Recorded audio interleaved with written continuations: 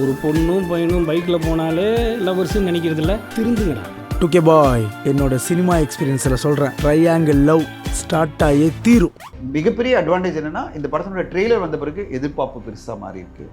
அடுத்ததாக வந்து இந்த பாடல் காட்சியும் வந்து ரொம்ப ஹிட் ஆயிடுச்சு. ஒத்தால மகிழ் திருமணி சார் வந்து அத்தனை இன்டர்வியூ கொடுத்து ஒரு பெரிய எதிர்பார்ப்பை உருவாக்கியிருக்காரு. இப்படி பல விஷயங்களும் சேர்ந்து இந்த படத்துக்கு பாசிட்டிவ் அமைச்சிட்டு கண்டிப்பாக இந்த படத்துக்கு ஒரு பெரிய ஓப்பனிங் எதிர்பார்க்குறோம். நாளைக்கு இண்டஸ்ட்ரியே வந்து இது வந்து இந்த 2025 ஃபர்ஸ்ட் மிகப்பெரிய பிளாக் பஸ்டர் ஓப்பனிங்காக ஒரு படம் இருக்குன்னா அது இந்த படம். இவ்வளோ கலெக்ஷனாக சொன்னீங்க, இவ்வளோ கலெக்ஷனாக சொன்னீங்க, வச்சு சேரம் பாடுறான்னு செஞ்சாங்களா இல்லையா? நீங்கள் எல்லா எக்ஸாம்பிளும் எல்லாருக்குமே தெரியும். ஸோ இப்போ எல்லாருமே தயக்கமாக இருக்கிறது என்ன தெரியுமா? வாயை திறக்க வேணாம், நம்ம ஓவராக பேசுகிற வேணாம் படத்தை பற்றி. அப்பா இவங்க வரிஞ்சு கட்டிட்டு நம்மளை கட்டம் கட்டி அடிப்பாங்க, பேசவே வேணாம். ஆஃப்டர் ரிலீஸ்க்கு அப்புறம் பேக் ஃபயர் ஆக வாய்ப்பு இருக்குது. அதனால் இப்போயே வந்து அடக்கி வாசிக்கிறது பெட்ரு. ஏன்னா அனிருத் அவர்கள் ட்வீட் பண்ணியிருக்காருல்ல, விடாமுயற்சி பிளாக் பஸ்டர் அப்படின்னு. இப்போ அவர் வந்து சும்மா ஜஸ்ட் லைக் தட் பூஸ்டப்புக்காக போட மாட்டார். அவருக்கு ஒரு நம்பிக்கை வந்திருக்கு. பிஜிஎம் பண்ணி படத்தை ஃபைனல் காப்பி அவர் தான் பார்க்குறாரு. நீங்கள் எப்பவுமே பார்த்தீங்கன்னா ஃபைனலாக காப்பி யார் பார்க்குறதுன்னா, பிஜிஎம் பண்ணி படத்தை முடிச்சு பார்ப்பாங்கல்ல, டேரக்டரும் அவரும் உட்காந்து படம் பார்ப்பாங்க. அப்போ அவங்களுக்கு ஒரு கோட் வந்து ஃபர்ஸ்ட் ஓப்பனிங் டே 7 டேஸில் இவ்வளோ ஓப்பன் பண்ணியிருக்கு, இந்த படம் எவ்வளோ ஓப்பன் பண்ணியிருக்குன்னா சும்மா இருக்கிற அஜித் ஃபேன்ஸ் எல்லாம் கூட என்ன பண்ணுவாங்க, முறியடிக்கணும்னு நினைப்பேன். அந்த முறியடிக்கணும்ல. டிக்கெட் புக் பண்ணா, டே போட ஆன்லைன் போட, புக் மை ஷோ போ, டிக்கெட் புக் பண்ணு, இல்லை டிக்கெட் நீ போ புக் டிக்கெட் பண்ணு சொல்லுவாங்கல்ல. இதெல்லாம் இண்டஸ்ட்ரிக்கு நல்லது தான். இது போன்ற எக்ஸ்க்ளூசிவான வீடியோக்களை தொடர்ந்து காண மீடியா சர்க்கிள் சேனலை சப்ஸ்கிரைப் பண்ணுங்கள்.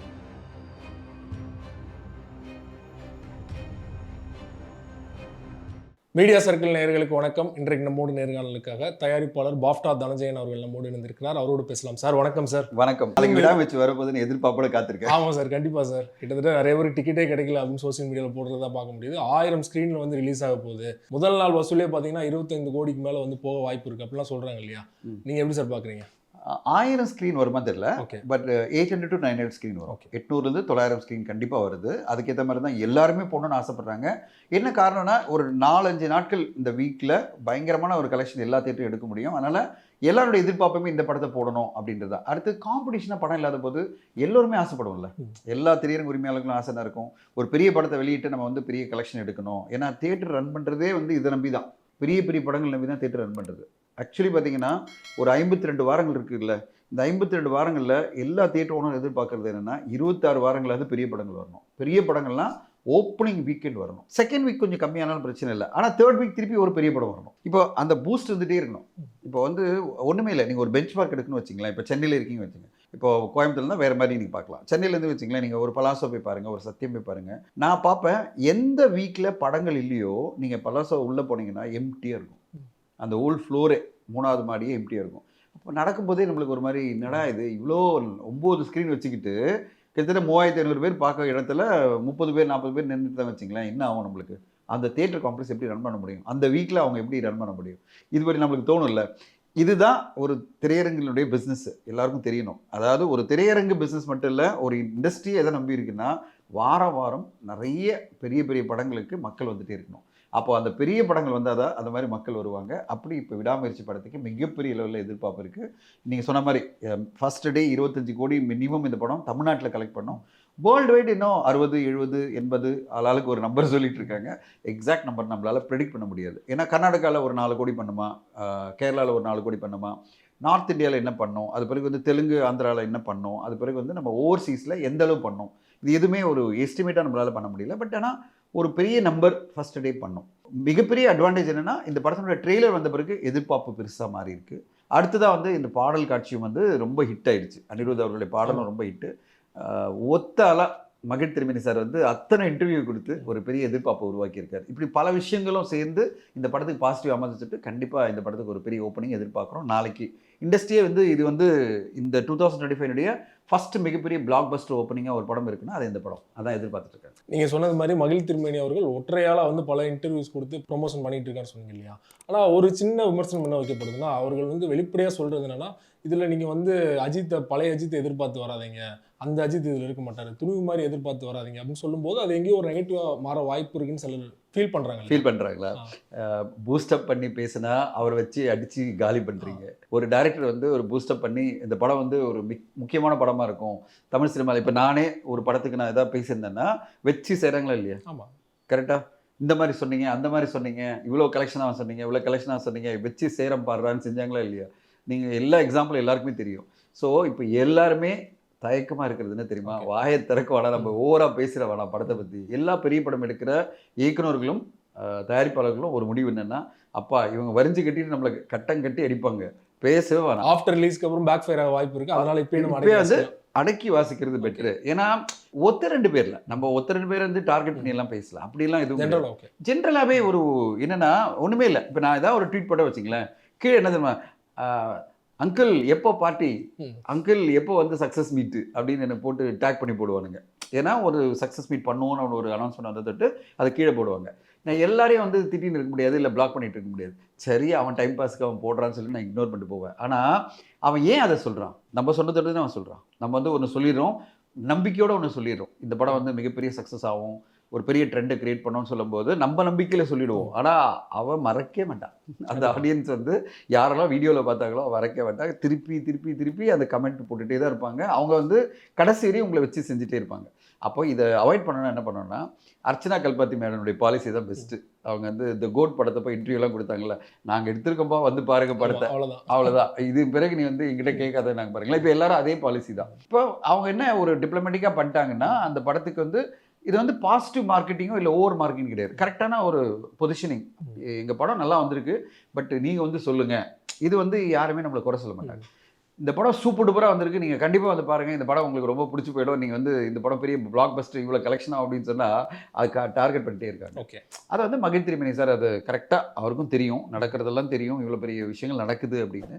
அதனால் அவர் என்ன பண்ணியிருக்காரு, இந்த படம் ஒரு ரியலிஸ்டிக்கான ரெகுலரான ஒரு கமர்ஷியல் படமாக இல்லாமல் ஒரு வாழ்வியல் சம்மந்தப்பட்ட ஒரு கதை. ஒரு வாழ்க்கையில் ஒரு ஹஸ்பண்டும் ஒய்ஃபும் அது எந்த அளவு சுச்சுவேஷனில் இருக்கும்போது ஒய்ஃப் காணாமல் போகும்போது ஒரு ஹஸ்பண்ட் இந்த மாதிரி எல்லாம் விஷயங்கள் பண்ணுவார், எவ்வளோ தொழில் டெஸ்பரேட்டாக இருப்பார்.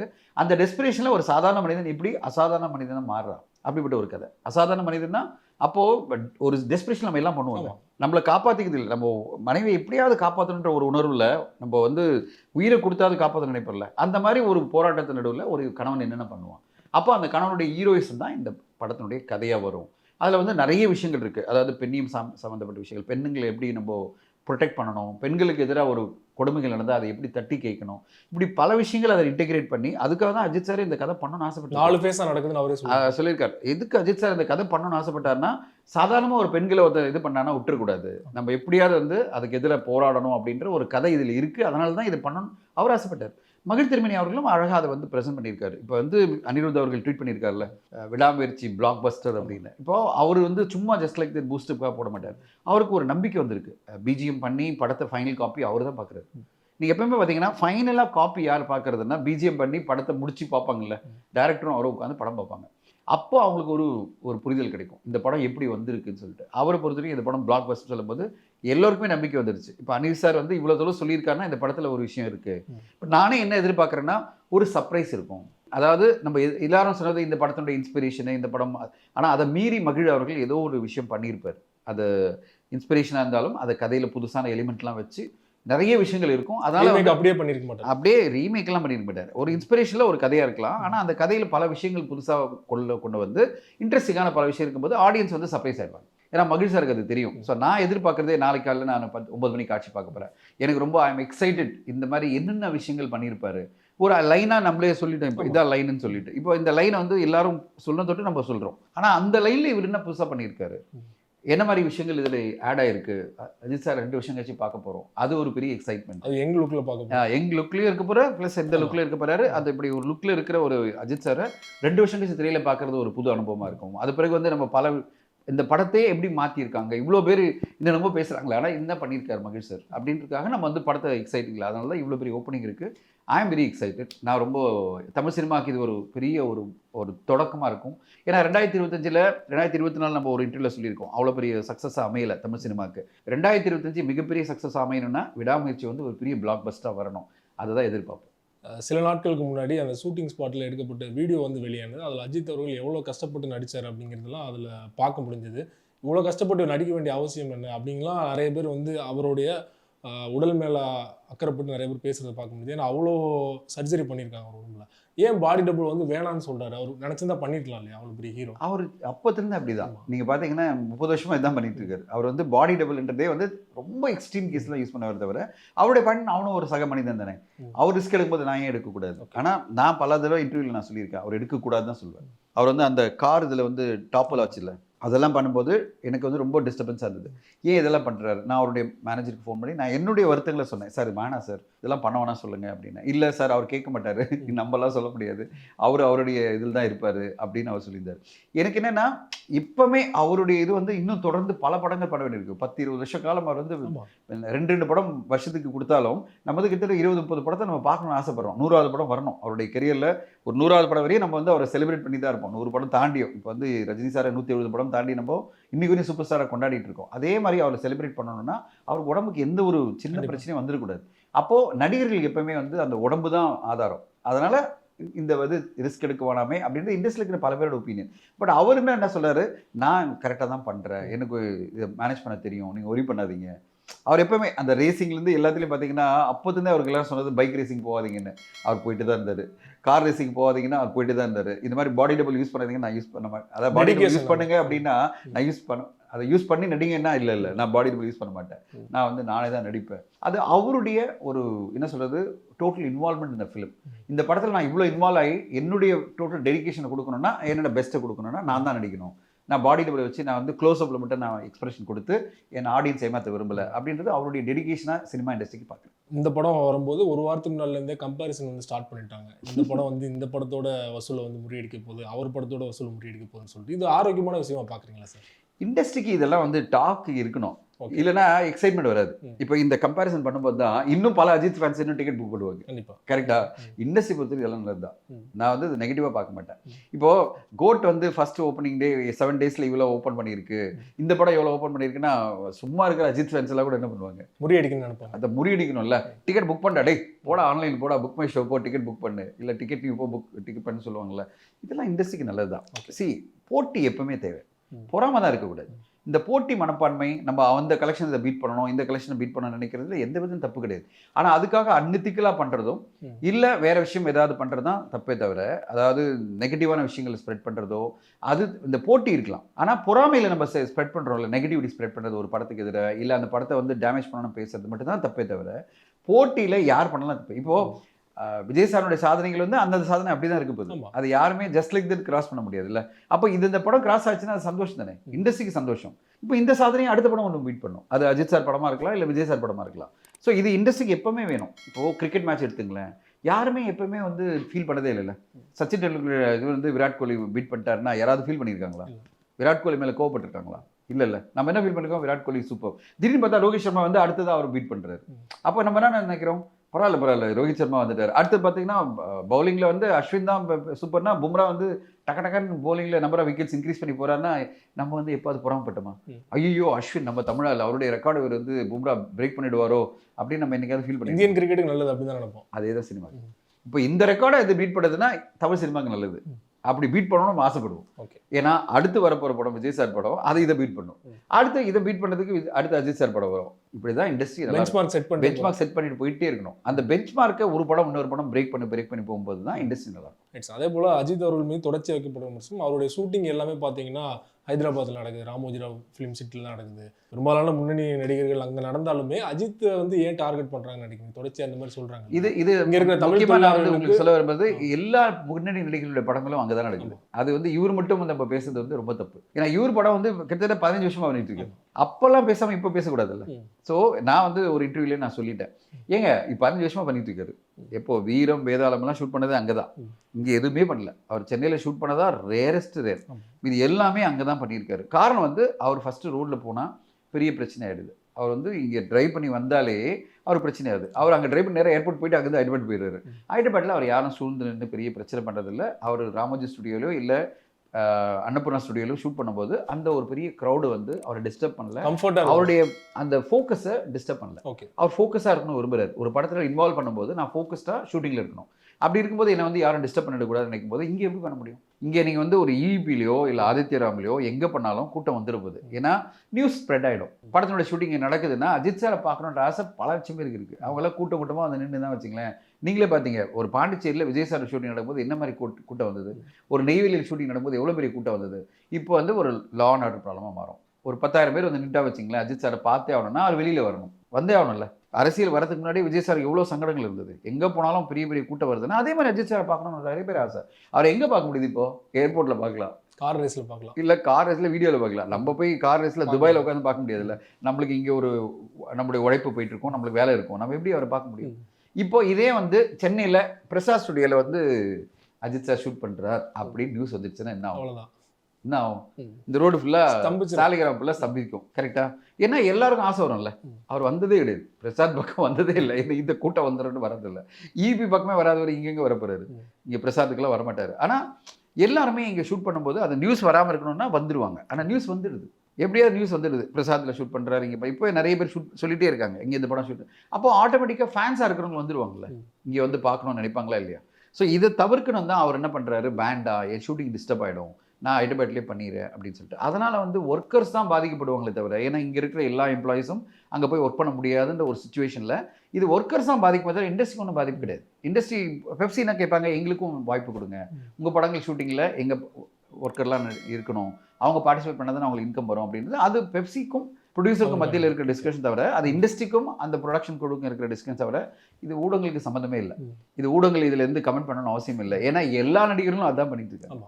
எல்லா நடிகர்களும், ரஜினி சார் படமெல்லாம் வெளியூரில் தான் நடந்துட்டு இருக்கு, நிறைய படங்கள் வெளியூர் நடந்துட்டு இருக்கு. அதே மாதிரி வந்து எல்லா இப்போ நீங்கள் எடுத்தீங்கன்னா விஜய் சார் படங்கள் நிறைய அங்கே தான் நடந்திருக்கு. இப்போ தான் விஜய் சார் படங்கள்லாம் சென்னையில் இப்போ வந்து ஃபோக்கஸ் பண்ண ஆரம்பிச்சிட்டார். இங்கே பண்ணுவோம், நம்ம நிறைய பண்ணுவோம்.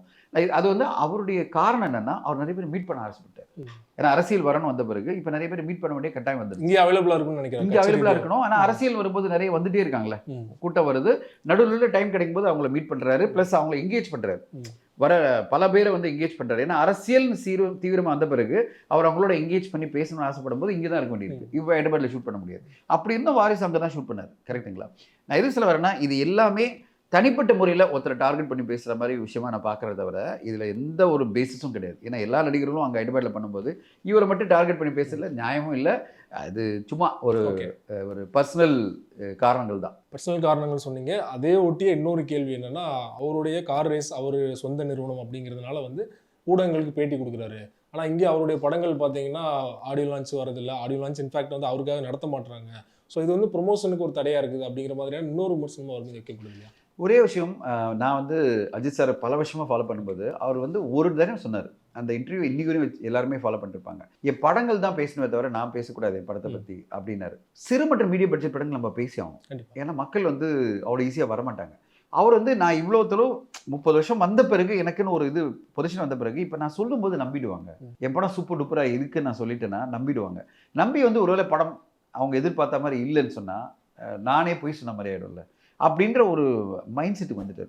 இது கரெக்டாக தப்பான்ற கமெண்ட்டுக்கு நம்ம போகல. அப்படின்னா இந்தியில் இருக்கிற பல நடிகர்கள் ப்ரொமோட் பண்ணுறாங்க, ஷாருக் கான்லேருந்து அமீர் கான்லேருந்து எல்லாம். அப்போ அவங்கெல்லாம் வந்து போய் சொன்னாங்களா அப்படின்னு கேள்வி கேட்டிங்கன்னா அதுக்கு என்கிட்ட பதில் இல்லை. என்னன்னா அவங்க அப்படி தான் பழக்கமாயிடுச்சு. இந்தி சினிமா வந்து ஊரூராக போய் ப்ரொமோட் பண்ணியே பழக்கமாயிடுச்சு. அவ்வளோ அந்த வேர்ல்டு போவாங்க, ப்ரொமோட் பண்ணுவாங்க. இவர் வந்து ஒரு 20 வருஷமாக அந்த ஒரு மைண்ட் செட்டு வந்துட்டார். 15 வருஷம் முன்னாடி ஒரு சொல்ல ஆரம்பித்தார், பில்லா படம் தான் கடைசியாக அவர் ப்ரொமோட் பண்ணதெல்லாம்.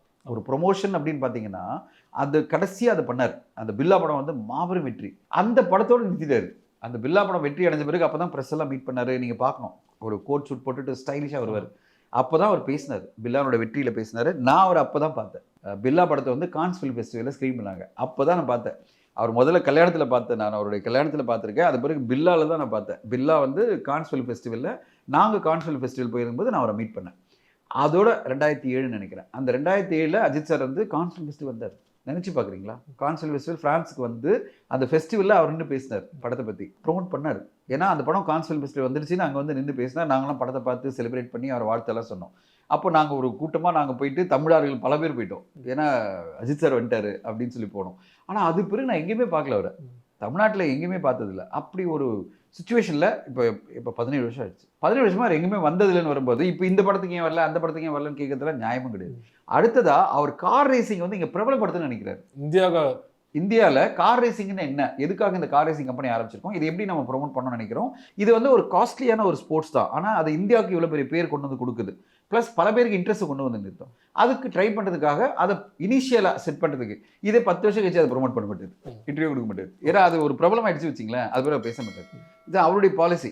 நான் பிரபலம் அடைகிற வரையும் நான், அதாவது எந்த படங்களோ நானும் பிரபலம் அடைகிற வரையும் நான் பண்ணுறேன், அது பிறகு வேண்டாம், ரொம்ப ஓவராக கமிட் பண்ண வேணாம், நம்ம பாட்டு வேலையை மட்டும் செய்வோம், இதுதான் அவருடைய பாலிசி. அந்த பாலிசி அவர் கன்சிஸ்டண்டாக மெயின்டைன் பண்ணிட்டு இருக்காரு. நீங்கள் எப்படி பார்க்கணும்னா, அவர் வந்து ஒரு படத்துக்கு பயஸ்டா ஏதோ ஒன்று பேசி இன்னொரு படத்துக்கு பேசாமல் இருந்தால் தான் நீங்கள் கம்பேரிசன் பண்ணி பேசலாம். அவர் எல்லாத்துக்கும் ஒரே பொதுவான ஒரு இது என்னன்னா, நான் பேச மாட்டேன், படம் பேசிட்டோம், படம் பிடிச்சிருந்தா செலிப்ரேட் பண்ணுங்க. அது ஒரு பாசிட்டிவா கூட மாற வாய்ப்பு இருக்கு. அத பார்க்கணும்னா நீங்க தியேட்டருக்கு தான் வரணும். நான் எதுக்கு பேசணும்? அங்க பேசுறது வந்து படத்தை பத்தி பேசவே இல்லையே. விடாமுயற்சி படம் வந்து சூப்பரா இருக்கும், குட் பேட் அக்லி அதோட அட்டகாசமா இருக்கும் அப்படிலாம் எங்க சொன்னாரா? சொல்லவே இல்லை. 2 படம் வருது நீங்க பாருங்க, அவ்வளவுதான். இது தவிர எதுவுமே கமெண்ட் பண்ணல. அதுலேயும் சொன்னார் 2 படம் வருதுன்னு சொன்னார், என் ஃபேன்ஸ் எல்லாம் இங்கே வந்திருக்காங்க, சந்தோஷமா இருக்கு, அதெல்லாம் சொன்னாரே தவிர இடின் ஸ்பீக் அபவுட் தி ஃபிலிம். என் படங்கள் எப்படி இருக்கும், இந்த படங்கள் எந்த மாதிரி படம் அப்படின்னு வார்த்தையே சொல்லலை. அப்போ அவருக்குன்னு ஒரு கட்டுப்பாடு வச்சுட்டார், இதெல்லாம் நான் பேசக்கூடாதுன்னு சொல்லிட்டு. ஸோ ரெஸ்பெக்ட் தட், அவருடைய டிசிப்ளினை வந்து ரெஸ்பெக்ட் பண்ணுங்க. அவர் வந்து ஒரு படத்துக்கு பயஸ்டாக சொல்லி இன்னொரு படம் சொல்லணும் தான் நீங்கள் கம்ப்ளைண்ட் பண்ணலாம். அவர் பொதுவாகவே இதாக ரூல் வச்சிருக்காருன்னா அவரை போய் எதுக்கு நீங்கள் கம்ப்ளைண்ட் பண்ணிட்டு இருக்கீங்க தான் என்னோட பாயிண்ட். ரொம்ப நன்றி சார், உங்கள் நேரத்தை ஒதுக்கி சினிமா தொடர்பான பல்வேறு விஷயங்கள் எங்களோட பகிர்ந்து கொண்டீங்க. மிக்க நன்றி சார். தேங்க்யூ.